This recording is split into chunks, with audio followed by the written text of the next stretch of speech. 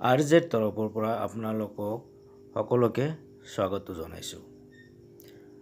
আজি মই আপোনালোকক দেখুৱাম ইনকিউবেটৰত বটা চৰাইৰ কণীৰ পৰা পোৱালি কেনেকৈ জন্ম হয়। আপোনালোকে চাই আছে ভিডিঅ'টো। আপোনালোকে ভিডিঅ'টো চোৱাৰ পিছত নিশ্চয় গম পাব যে কেনেকৈ পোৱালি এটা জন্ম হয়। এতিয়া দুটা কণী ফুটি পোৱালি ওলাই আহি আছে, আপোনালোকে চাই থাকক।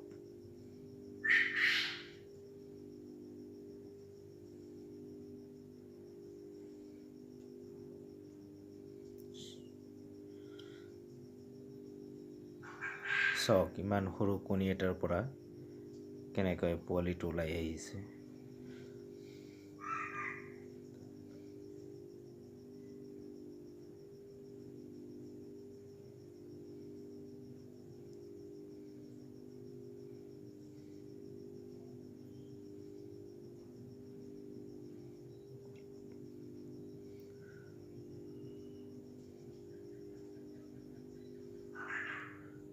এইটো ইনকিউবেটৰ মোৰ নিজে বনোৱা। এতিয়া চাওক এটা প্ৰায় সম্পূৰ্ণ ওলাই আহিছে আৰু এটা ডিঙিলৈকে ওলাই আহিছে।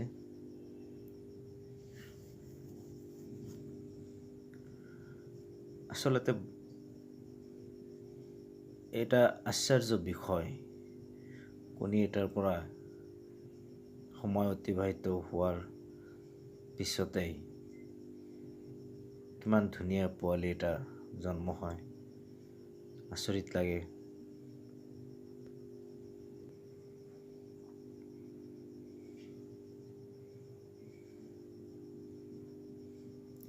এইবোৰ কোয়েলৰ কণী হয়, বটা চৰাই বুলি কওঁ আমি অসমীয়াত।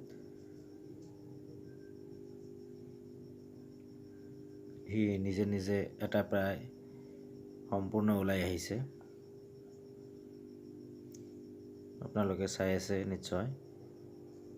চাওক আৰু এটা পোৱালি সিহঁতৰ ওচৰত আহিছে। এইটো অলপ আগতেই ওলাই আহিছিল, 1 ঘণ্টামান হ'ল। 1 ঘণ্টাৰ পিছতে সি এতিয়া সবল ধুনীয়াকৈ খোজকাঢ়ি আছে।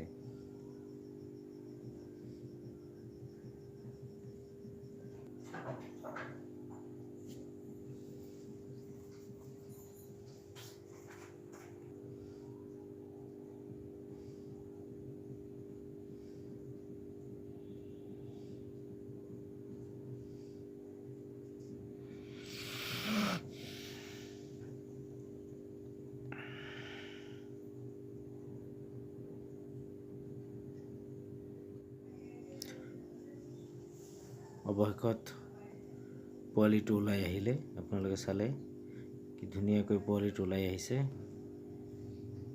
এতিয়াও ডিঙিটো উঠাব পৰা নাই ভালকৈ। সি চেষ্টা কৰি আছে থিয় হ'বলৈ। চাওক কিমান ধুনীয়া পোৱালি, কিমান ভাল লাগে। ইমান ধুনীয়াকৈ। সকলোকে ধন্যবাদ জনাইছোঁ ভিডিঅ'টো চোৱাৰ বাবে।